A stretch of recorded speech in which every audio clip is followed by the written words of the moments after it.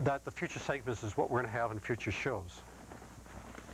Now, how do you get a publisher? Now, I just told you one way. You go to a bookstore and say you have a book you're going to do on pets.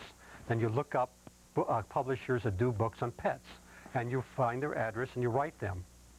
And then we're going to talk about the contents of that, what that letter should be.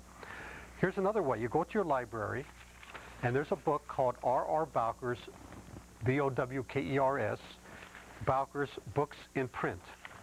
And I have that in the card, and I'm going to hold it up for you to copy. And that's by R.R. Bowker, and they're located at 1180 Avenue of the Americas, New York, 10036. Now, you can send for this book, but it's very expensive. I think around $35. But you can go to your local library, and they have this in the reference section, and you can find it. And so there again, what you do is be sure to look up the books done by publishers. Well, first of all, look up the publishers and find out the ones that have done books that are similar to yours. That's another way to find a publisher. Probably the best way. Now, there are also, these are major publishers that are listed in Bowker's book, Books in Print. There are also lots of small publishers, hundreds and hundreds, maybe thousands, not only in this country but abroad. Now, these are also listed in the reference section of your library. And so, why would you go to a smaller publisher? Now, there's reasons why you go to a large publisher, and sometimes you go to a small publisher, and we'll cover that in just a minute. I want to talk a little bit more about finding the right publisher for your book. Now, even though a publisher might express interest in publishing your book, it might not be the best bet for you. And that's why I say go with one that's already done that type of a book. If a publisher's never done a cookbook, if a publisher's never done a book on travel, if a publisher's never done a book on pet turtles that you're about to do, then find one that has done one on pets and these other categories. And you're most likely to get better representation. Now, why would you go to a large and why to a small publisher? Each has an advantage. A large publisher, you're one of many hundreds and hundreds of books put out even that particular year, and you're not liable to get that much attention unless for some reason it takes off, and then they'll give it a lot of attention. But all things being equal, if you go to a small publisher, it might be he might have done only 6 books that year. Well, he's going to put a lot more behind your book. First of all, his few $100,000 investment means a lot more to him than $1 million investment of a large publisher. It's very difficult for him to write it off. It could be that he'll get around to more bookstores. It could be to push your book, where a large publisher, their agents, they'll have a whole list and lists and lists of books to try to push, and yours is just one of them. So that's one reason. Another reason you go to a small publisher. Another is that you're going to make more money usually in a small publisher. 10% is usually tops for a hardbound book that you're going to get from any major publisher. For a softbound cover, paperback, from 6 to 8%. 6 to 8%. For a small publisher, you can wheel and deal. You might get from 10 to 15% paperback, hardback, depending on what kind of a deal you make. Now, that's, okay, this is another reason why you go to a small publisher.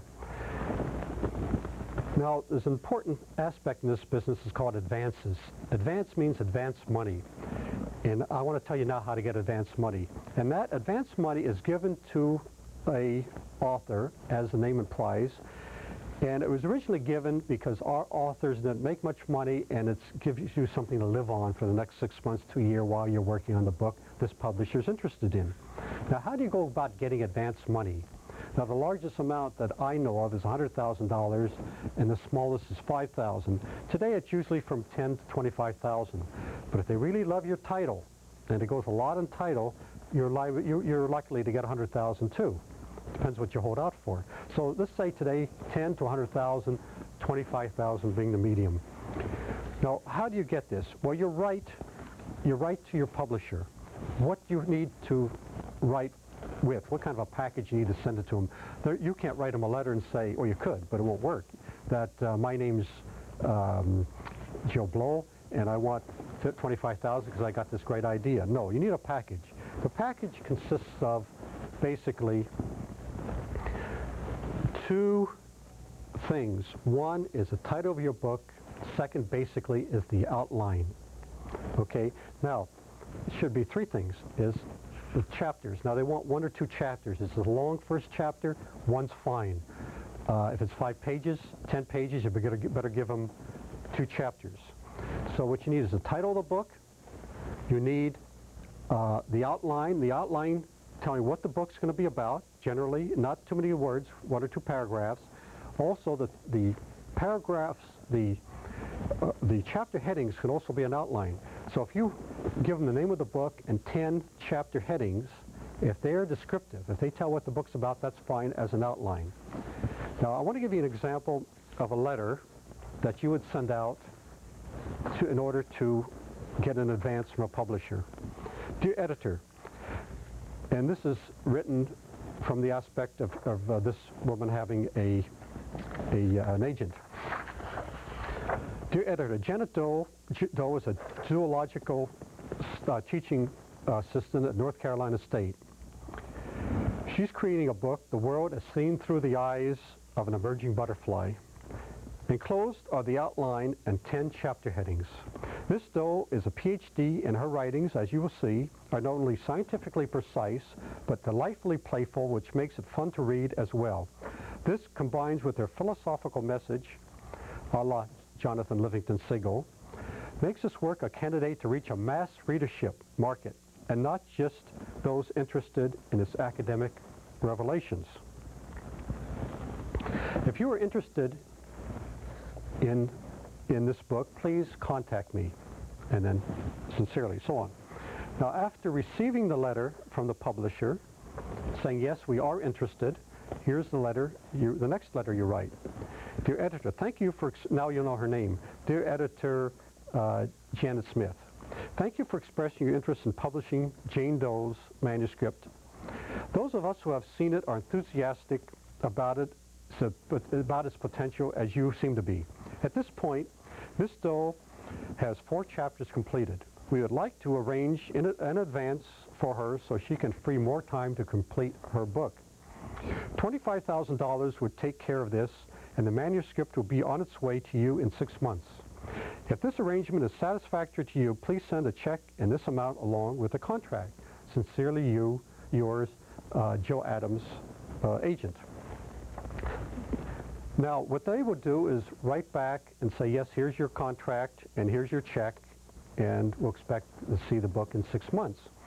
Or they'll say, well, we can't, this type of book, we don't feel like giving you $25,000. We don't want to. And what about $15,000? And of course, you'll say yes. Now, let's get back to the original letter. Now, what the original letter had was a title of the book, The World is Seen Through Eyes of an Emerging Butterfly in this case. It was outlined the outline is in the package that goes with it. Okay, so the title is in your letter. You're telling something about Miss Doe, PhD. She's a teaching assistant. It's important in a book of this type because you're talking about something scientific or technical.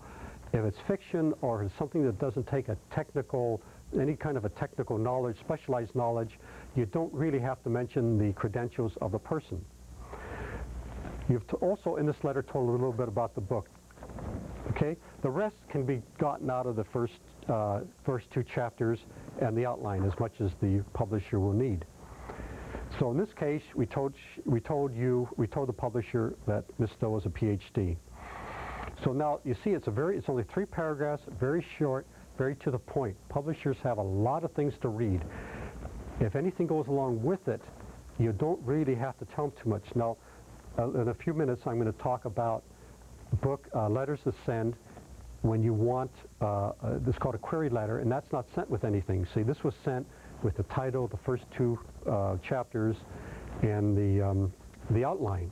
So they can read it, they can see for themselves. But if it's a query letter, they don't know anything except what's in the letter. Then the letter's about twice as long as this, as you'll see. See, but this isn't enough. Keep it short, very sweet, to the point.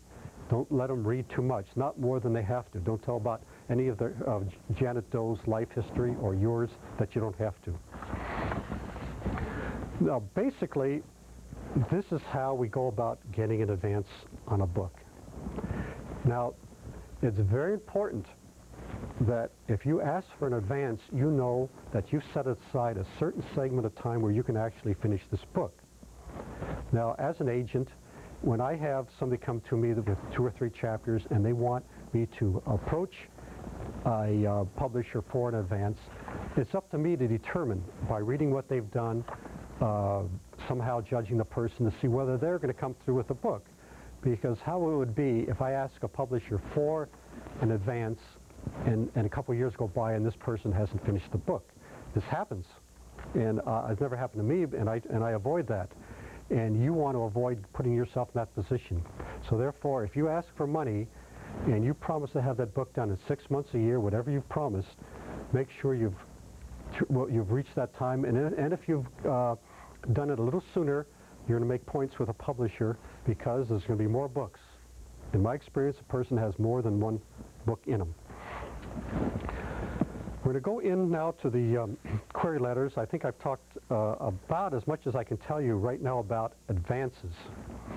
And we're going to talk about the query letter itself. Now, the query letter differs from the letter asking you for the advance because nothing goes along with it. So you can write a query letter if you've never written a chapter, you've never written a word. There's certain things that you're going to need, and you're going to need to know what your book is about, because you're asking the publisher to see your manuscript or part of it, whatever you've got finished.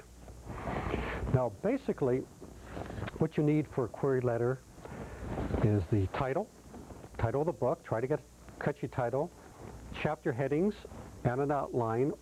There again, if you have chapter headings that are descriptive and not just whimsical or you don't know what they mean by the chapter headings, then go ahead and use that as an outline, because editors are very intelligent and they can look at your chapter headings and say, yeah, we know exactly what the book's about. If the book is about straightening teeth, and in the first chapter you say how to advertise for your clients, and the second is how to bend the metal, and so on, how to pull teeth, and so on, then know from your listings exactly what that is. That's your outline. The other, some other important features are, why should people buy the book? Now, if you have any specialized knowledge, knowing why a certain segment of the public is out there and that they're ready to buy this book, you tell the publisher, because many times the publisher have never had experience with this particular topic, and if you tell them, they might do some research and say, yeah, you know, you're right, and let's take a chance, let's see this book. Also, there's other things you should put in there is this, that if you're good with the public, if you've been in television, if you've met the press, it's an important feature in selling a book today is meeting the media. And if you have media experience, put that in. If you're presentable, say you're good looking. Now, you're not going to say you're good looking. That's going to come from your agent, and we're going to get to that. Being your own agent or finding an agent. So the agent says these things about you, that Barbara Smith is a good-looking woman. Very important today. Very important. And now what I want to do is I want to read a letter. These are actual letters that I sent out. This is a query letter, and I want to read you some samples of responses. Now, some query letters, you can't get one person to say, or one publisher to say, yeah, I want to see the book. Now, there again, it hasn't happened to me. I've at least gotten 1 or 2 or 3 or whatever. But I know of people who have never gotten answers to the query letters. And it can happen to anybody. It's okay. It means that no publisher at that particular time is interested. In this particular case, we received over 100 answers, and I'll read you just a few right here. Dear editor, Dr. Rudolph Noble has just completed a 9-month future mother's calendar. He asked us to contact you to see if you would be interested in publishing it. This is a day-to-day guide for a woman through her entire 9 months of pregnancy. This is a format that is that makes it fun, and it's kind of hard to read in this light, and easy to follow. The multitude of standard physical care instructions also contains generally useful hints for this prenatal period. From the results of a limited survey we did among medical people, pregnant women, and new mothers, we found much interest in this type of publication. See, let me interject. See, there again, we did this test, and we found that there was interest. So tell the publisher, they're interested in this. They didn't take this test, we did. As far as we can determine, nothing like it has been done before. We did research, found out nothing had been done like this before, as far as we could have found out. There are 9 calendar pages and approximately 30 instruction pages similar to the enclosed sample. We envisioned it in the size 8.5 by 11 or larger spiral type binding. If you wish to consider this 9 months calendar book further, we would be glad to send you the entire manuscript. Now I'll just read you a few typical answers. One from Association Press. Yeah, this is in Broadway, New York. Dear Mr. Fleming, the 9-month Future Mother's Calendar by Dr. Rudolph E. Noble would be a new kind of title for us. See, we took some chances. Let me interject again. I also sent this book to a lot of people who had never done this because I found nobody had done it, so why not take a chance? Getting back to this, but that doesn't mean that we might not be able to do well with it. We'd like very much to see the entire manuscript. If you have any letters from other medical doctors about the manuscript, we'd appreciate seeing copies of them. It is particularly important, of course, that the material be fairly acceptable to the medical profession. Well, an MD, of course, wrote the book, Dr. Noble, plus we had some of his colleagues write us nice little notes about it. And that's, I just want to show you, that was from Associated Press. Here's another one from Grossop and Dunlap. Dear Mr. Fleming, thanks for the sampling of the 9 months Future Mother's Calendar.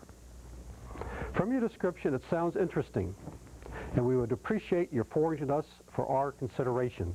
Grossop and Dunlap. Arco Publishing, Borden Publishing, Dorrance and Company.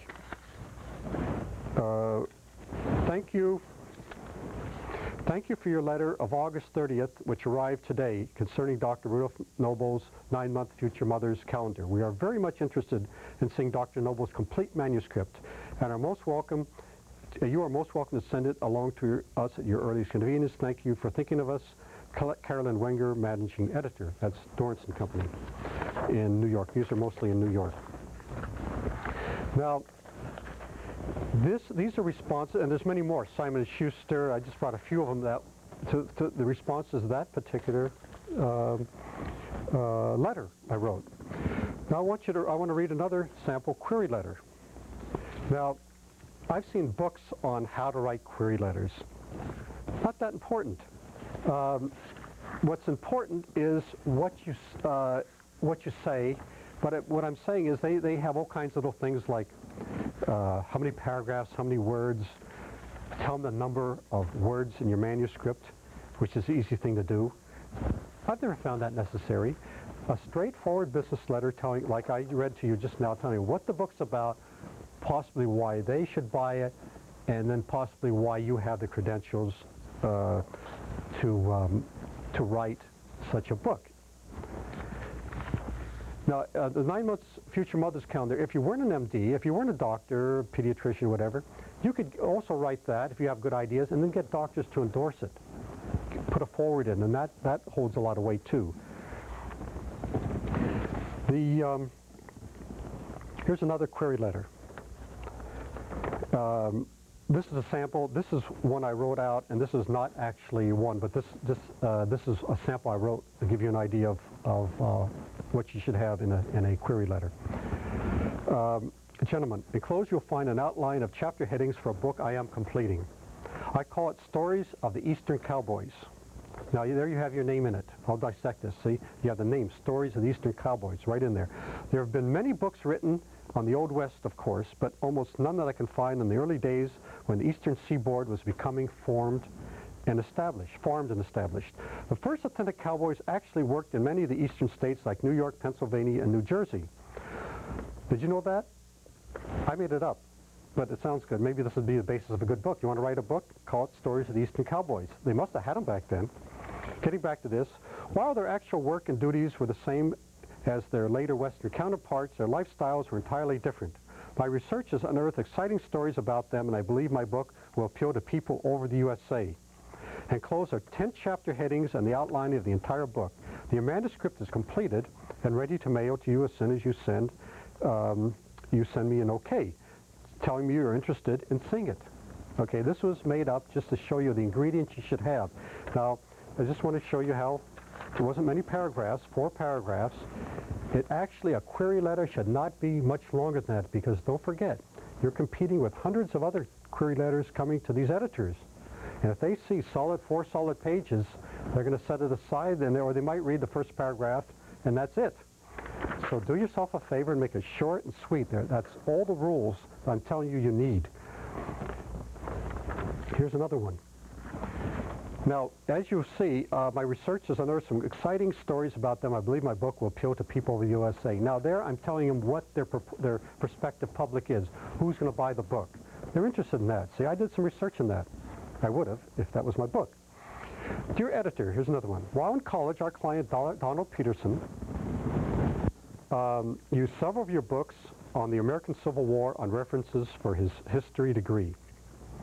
He received a PhD and will soon join the faculty of a prestigious women's Eastern college. Now I'm giving his credentials. See? Why should he write a book on this? Donald did considerable research on obscure but interesting and important battles, maneuvers, and strategies of the Civil War. He has completed a book-length manuscript of which he calls An Old Soldier's Remembrances of the Civil War. It is told in narrative form from the lips of one fictional officer who weaves these true stories into a moving, exciting, running plot.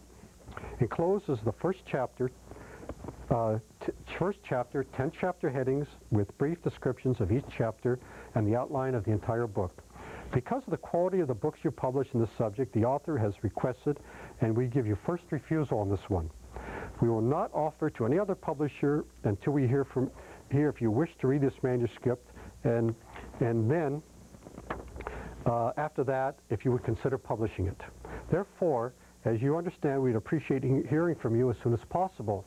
See, in this case, we're offering to them exclusively, and before we did not. You see, that the other publishers understand we're sending it to hundreds of other publishers, but here it's exclusive. In the first paragraph, it's a specialized book. That's one of the reasons, you see, that we offer to them exclusively. And in this case, we made it right succinct to the point. Now, if they want it, fine. Now, these are examples of the query letter. Very practical. This is the second of the series of how to create a money-making book. In the next series, we're going to talk about how to publish your own book, if you want to publish your own and not sell it. And we have, and if you're interested in that, then you'll see the next segment. We have a free offer. And if you will write to the Book Doctor, and that's P.O. 24024, San Diego 92124, we'll send you this outline free. Oh, be sure to send a self-addressed stamped envelope. That's very important. Self-addressed stamped envelope. We'll send this to you free. And what this is an outline of all the programs, including this segment, and it'll be a brief synopsis and tell you about the future segments of how to create a money-making book. And in the future, we're going to talk about how to publish your own book from beginning to end. That's from scratch to the finished product, how to lay it out. Actually, you can do this at home in your kitchen, like I did my first book. This is my first book that I ever published, and that's almost 30 years ago, when the first edition of this came out, and to the completed product ready to sell.